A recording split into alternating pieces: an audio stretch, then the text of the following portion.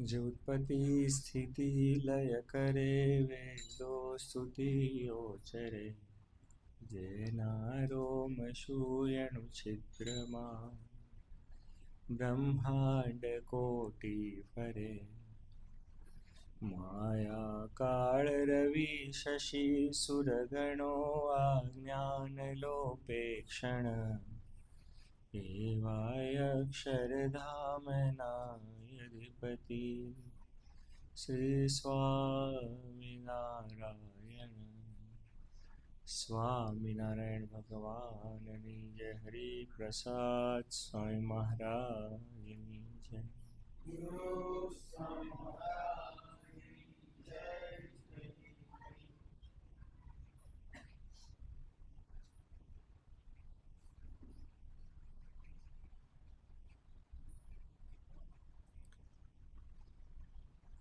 તમને એવું થયું હશે કે હું તમને વઢું છું.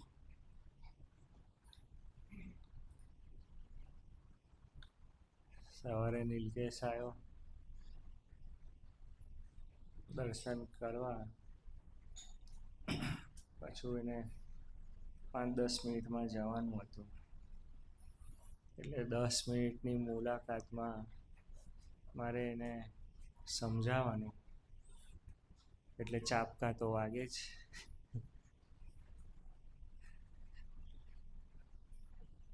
વળવું પડે ને ટોકવું પડે, અને દિલથી માનજો મને એ બાબતનું થોડું દુઃખ કે મારા ભાગે જ તમને વળવા ટોકવાનું આવે.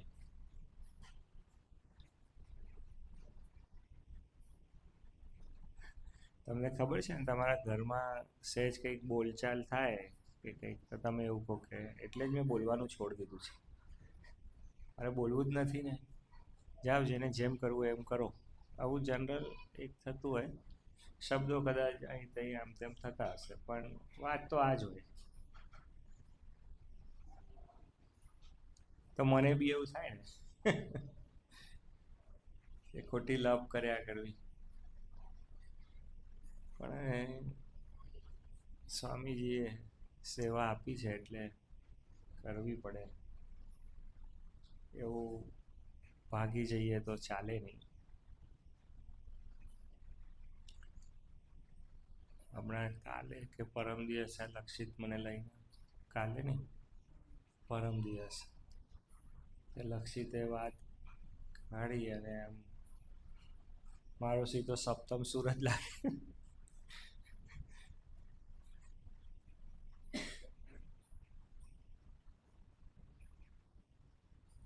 સ્વામીજી કે કલ્યાણમાં છે ને લલ્લો ચપ્પો ચલાવવાનો જ નહીં, અમને આ ઘૂંટી ઘૂંટીને પાયેલું.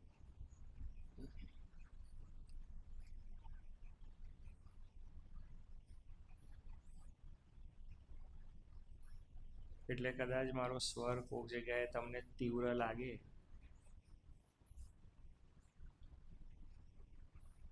તો માફ કરજો, પણ મને કોઈ સ્વાર્થ નથી. કહેવું પડે એ કહેવું પડે.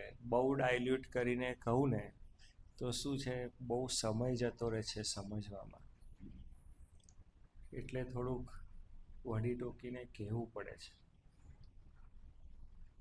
હમણાં જ એક ઘરે પ્રસંગ થયો, હું પહેલા દિવસથી કહેતો હતો પણ એને સમજવામાં વાર કરી, એમાં 2 વર્ષ એ થઈ ગયા.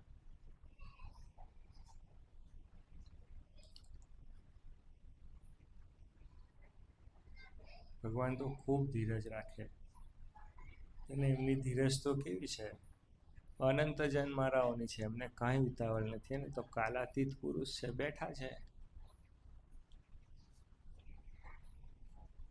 જે બહુ મહેનતુ માણસો હોય ને, પેલો હૈદરાબાદ વાળો છોકરો પણ, હૈદરાબાદ વાળો, હા એ વિક્કી, એ બહુ મહેનતુ માણસ હોય ને, એ શેષ શૈયા ઉપર વિષ્ણુજી આમ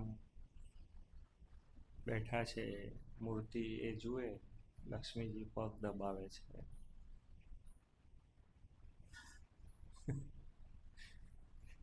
તો એ લોકોને સહન ન થાય કે આ કેમના નવરા બેઠા છે, આવા સૂતા છે.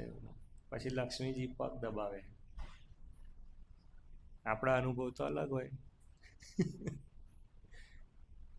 એ વિકી એવું કહેતો કે કોઈને આમ સૂતો જુએ ને એક જણને તો ખાસ એને એ હતું તો કે જો આ નારાયણ મૂર્તિ એનો જીવને જોઈને જીવ બળે. અમે બહુ એ વસ્તુમાં આનંદ કરો. તમે સમજણ પડે છે ને હું શું વાત કરું છું? આમ તમારા મોઢા પર એ આનંદ દેખાયો નહીં મને. શું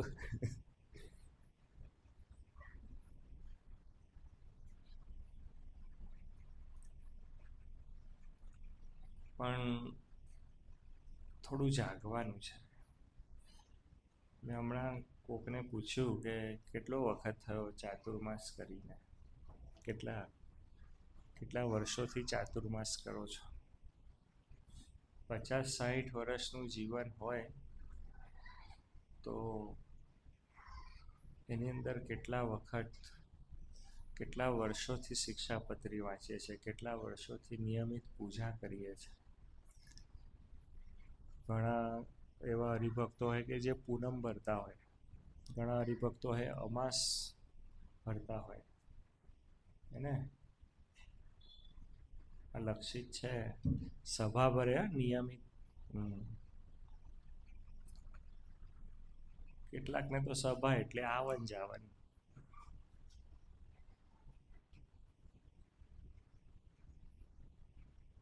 નિયમથી તમે જે કંઈ કરો ને,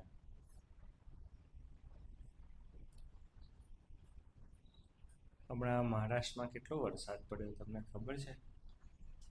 કેવો વરસાદ પડ્યો! હમણાં તો મેં કાલે જગ્યાએ સાંભળ્યું, કોઈક જગ્યાએ વલસાડ કે વાપી કે નવસારી 35 ઇંચ વરસાદ પડ્યો બાપા. 35 ઇંચ કોને કહેવાય?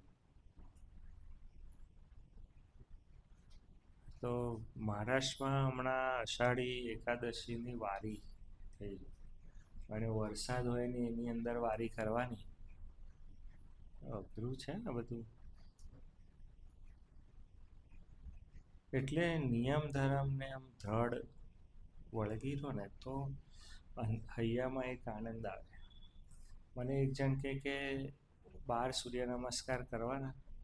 હવે આખી જિંદગી ન કર્યા હોય ને 45મા વર્ષે મને એ ભગત પૂછે કે 12 સૂર્ય નમસ્કાર કરવાના. તો મેં કીધું કરવાના જ ને. તો મને કે ગુરુજી એવું નહીં, હું તો કરીશ એનો નથી પ્રશ્ન, પણ કે મારા ઘરવાળા એ બી કરવાના. મેં કીધું હા, જેને નિયમ રાખવા હોય એને કરવા. હવે જેને 45મા વર્ષે બધા નટ બોલ્ટ ટાઈટ થઈ ગયા હોય, બહુ યત્ન કરીને એ કરવા જાય તો નટ તૂટી જાય ભાઈ. પણ જો નિષ્ઠા રાખીને કરે ને તો બધા કલપુર્જા પાછા ચાલુ થઈ જાય. એટલે ચાતુર્માસના જે નિયમ છે ને એ અતિ યત્ને કરીને પાળજો. આમ 5 જન્મંગલ કહ્યું ને તો સમજી, આમ 5 જન્મંગલ. હમણાં કાલે જ એક જગ્યાએ અમે ગયા હતા ને થોડીક એક જણનો ફોન આવ્યો. શું નિયમ છે કે 11 માળા કરજો બસ. તો એ 11 માળામાં તો મને કેટલા દિવસ થયા હશે, 20-25 દિવસ નિયમિતપણે માળા. મને કે મને બહુ આનંદ આવે છે. તો એના જીવનમાં કથા વાર્તા હોય, સત્સંગ હોય, સંતનો સમાગમ હોય, યાત્રા હોય, પૂજા હોય, ભજન હોય, તો એ તો જીવ ક્યાં જાય છે? એ વાતનો ખાલી વિચાર કરો. અને આપણને ઉલટું છે, આપણને નિત્ય દર્શન છે, નિત્ય સમાગમ છે, તો 11 માળા નથી થતી. જોર પડે, હમણાં કરું છું, બપોરે કરીશ ને સાંજે કરીશ. મને વાતો બધી અક્ષરધામ જવાની. પૂજા કેટલી કરતા હશે? જે લોકો નિયમિત પૂજા કરતા હશે પાથરીને.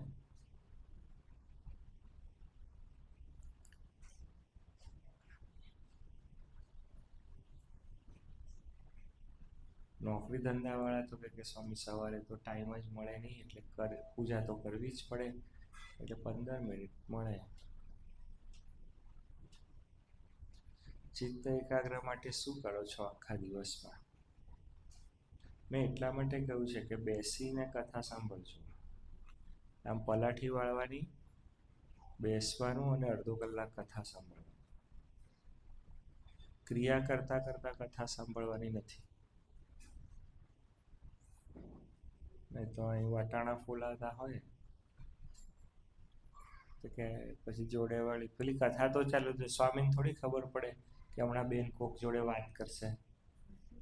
એટલે કે હું બનાવ કે કચોરીનો પ્લાન છે સાંજે, વટાણા ચાલુ હોય, સ્વામી ત્યાં બોલતા હોય, શું બોલ્યા એ ગયું, નહીં તો કે નિયમ હતો અડધો કલાક કથા સાંભળવાની, સાંભળી જય સ્વામિનારાયણ. આપણને એવું કે નિયમ પૂરો કર્યો, પણ નહીં.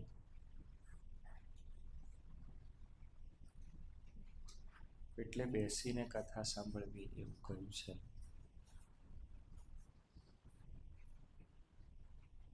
સ્વાદ ઉપર વિજય લેજો. જનમંગલ ભગવાનના જે નામ છે, આમ તમને થોડીક આપણે ચર્ચા કરીશું કોક દિવસ. વ્યાસ સિદ્ધાંત પ્રબોધકાય એ જે શબ્દ છે એ કેવો શબ્દ છે, ભારતીય સંસ્કૃતિને ગૌરવ અપાવીને ભગવાન સ્વામિનારાયણ એવો એ શબ્દ છે. ભગવાન સ્વામિનારાયણના સ્વરૂપનું જ્યારે આપણે વર્ણન કરીએ તો એક વખત વ્યાસ સિદ્ધાંત પ્રબોધકાય વચ્ચે લેવો પડે. પેલી જરિયાની પાક બાંધી હોય ને એમાં એક તુર્રો છે, આમ જે હલે ને એ તુર્રો છે વ્યાસ સિદ્ધાંત પ્રબોધકાય.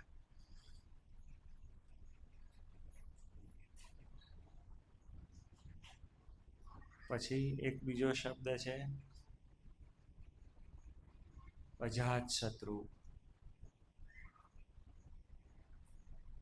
કોઈના શત્રુ નહીં, એને કોઈ શત્રુ જ નથી એવા.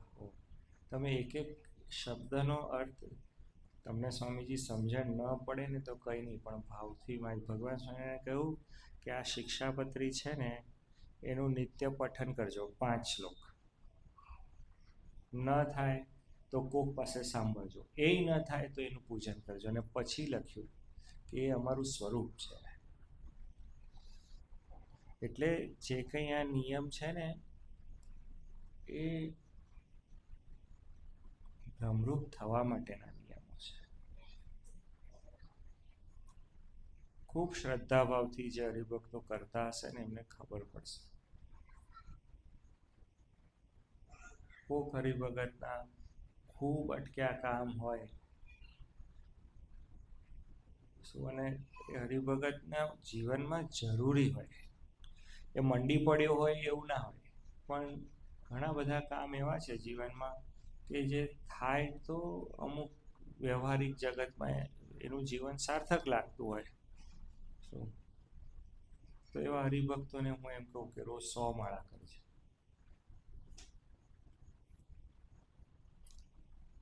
તમે હૃદયથી માનજો. હા, એ નિયમ ધરાઈએ ને ત્યાં જ લગભગ એ સેવા તો હરિકૃષ્ણ મહારાજે પૂરી કરી દીધી હોય. પણ એ હરિભગત જે શ્રદ્ધાભાવથી મંડે છે ને એના 2 પ્રકારના પુણ્ય છે. એક તો એનું જે કંઈ કામ થવાનું હોય ને, એનો જે સંકલ્પ હોય ને એના માટે એને બળ મળે, પોષણ મળે, ભગવાન એના પર કૃપા કરે એ.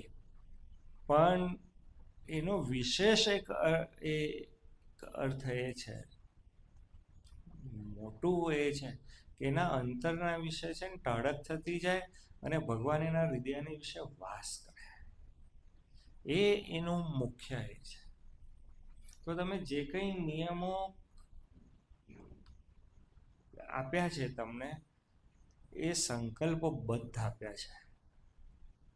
આમ સ્વામીજી કંઠી ધરાવવાની એટલે શું?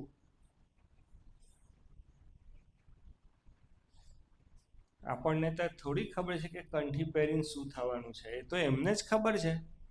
આપણા માટે સંકલ્પ તો એમને કર્યો છે. આપણે તો ખાલી હાથમાં જળ જ લઈએ છીએ, બીજું કશું કરતા નથી.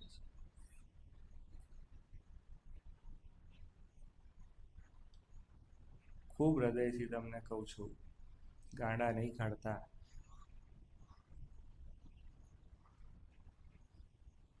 કથા છે, સૂર્ય નમસ્કાર, બધા જ નિયમો ખૂબ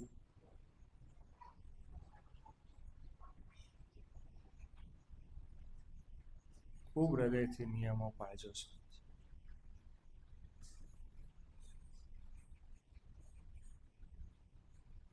ચાતુર્માસની જે યાત્રાઓ છે ને એ પણ ખૂબ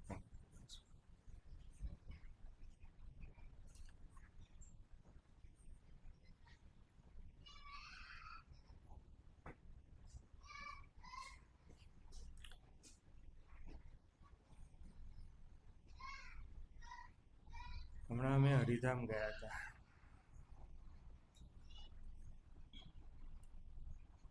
વડતાલ ગયા હતા. આપણે ઠાકોરજીની સેવા નિત્ય પ્રત્યે કરીએ જ છે, પણ એ જ હરિકૃષ્ણ મહારાજ સાક્ષાત વિરાજે છે કે પ્રશ્ન જ છે નહીં. પણ છતાં પણ વડતાલ જઈએ, હરિધામ જઈએ, ગઢડે જઈએ, ગોંડલ જઈએ, જગન્નાથજી જઈએ, બોલો દ્વારિકાજી જઈએ, બોલવા ને તમારે. હા, તિરુપતિ, ગુરુવાયુર, ના તો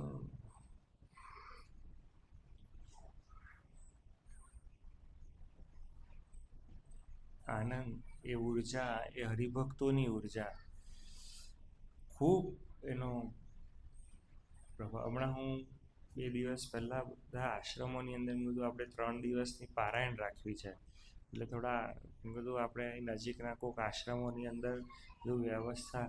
શ્રાવણ મહિનામાં બધા આશ્રમો ફૂલ છે.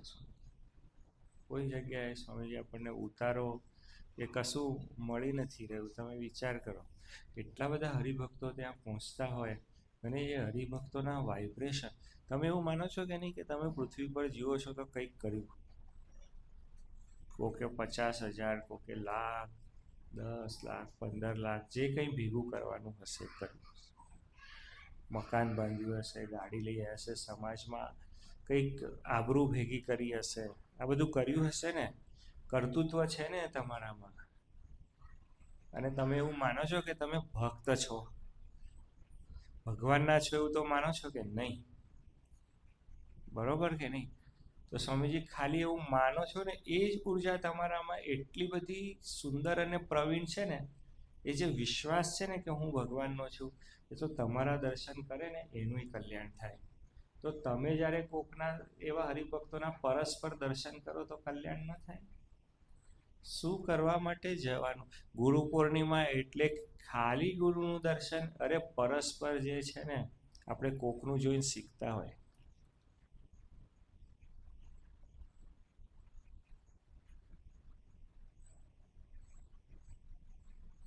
કે આણે આ કર્યું ને તો મારે આ કરવું છે, એવું થતું હોય ને સ્વામીજી. ખાલી જગતમાં જ થોડી એવું હોય કે આ ફ્રીજ લાવ્યો એટલે હું ફ્રીજ લાવું, ને આ ગાડી લાવ્યો એટલે હું ગાડી લાવું, એવું થોડી હોય. અહીં બી આપણે અનુકરણ કરવું એ આપણો સહજ સ્વભાવ છે. કે આણે ઉપવાસ કર્યા, આ ચાતુર્માસ કરે છે તો હું કરું, આવું થાય છે જો. અને એટલે જ સંઘ બળવાન કયો છે. સંઘ એટલા માટે બળવાન કયો છે, તો પરસ્પર એવા દર્શન કરતા થાવ, સાથે રહેતા શીખો, અને સાથે હોવ ત્યારે મગજની જે ધક્કા મૂકી છે એને મૂકો બાજુએ, અને બ્રહ્મરસ મારો. ખૂબ પ્રયત્ન કરવો પડે હા આના માટે. પણ આવડી ગયું ને.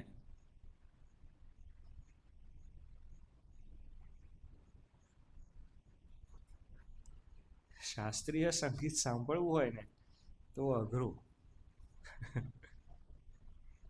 સાદા ભજનો તમે સાંભળી શકો, શાસ્ત્રીય સંગીત થોડું અઘરું પડે. કાં તો હમણાં અમને ગાઈ લોકવાણી બી અમુક શબ્દો આપણને પલ્લે ના પડે, ઉપરથી જાય તો એવું થાય. પણ થોડો પ્રયત્ન કરો અને સાંભળો ને તો પછી એમાં મોજ આવે, ખૂબ મોજ છે. હમણાં માંડરે સવારે આવ્યા, મેં કીધું તમે મને અઠવાડિયે દેખાવ છો. એટલે સ્વામી બોલો ને, બે દિવસે દેખાવું.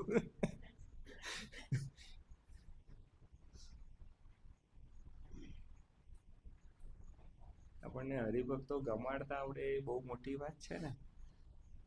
આપણને કોઈની જોડે જ બનતું નથી, કોઈની જોડે જ નહીં. ઘરવાળા બી એમ કે જાઓ બહાર, કાં તો આપણે એમ કહીએ કે નથી જવું ઘેર. કોઈની જોડે જ બનતું નથી. અડ્ડો હોય ને, અડ્ડો, ઘણા લોકો ખબર અડ્ડા પર બેસે.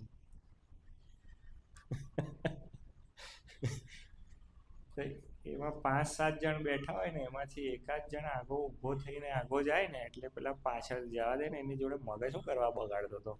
પેલા 5 જણ પાછળથી ચાલુ કરે, પેલો એક આગો થયો હોય ને ત્યાં. એટલે તમને એ જોડે જ બેસો છો રોજ 4 કલાક, તોય એ નથી ગમતું. તો વિઝન બદલવાનું છે. આ ચાતુર્માસ એના માટે છે, ભગવાનના થવા માટે છે, ભગવાનને ગમાડવા માટે છે, હરિભક્તો ગમાડવા માટે છે. એની નિશ્રામાં મોજ લૂંટવાને લૂંટાવા માટે છે. ખ્યાલ આવ્યો? એટલે લગનોની ના પડી, ચાતુર્માસમાં લગન નહીં કરવાના, સારા કામ નહીં. તો લોકો શું કરે, લગનો મૂકીને પેલું સગાઈ કરી દે. પછી સગાઈમાં લગન જેટલો ખર્ચો, એટલે બધું સંતોએ બધું બ્લોક જ કરી દીધું. વાસ્તુ નહીં કરવાનું, મુંડન નહીં કરવાનું, સગાઈ નહીં કરવાની, લગન નહીં કરવાનું, એક જ કરવાનું ભજન. જન્માષ્ટમી આવશે, રક્ષાબંધન આવશે, હા, ગુરુ પૂર્ણિમા આવશે, આ જ બધું આવશે, બીજું નહીં આવે.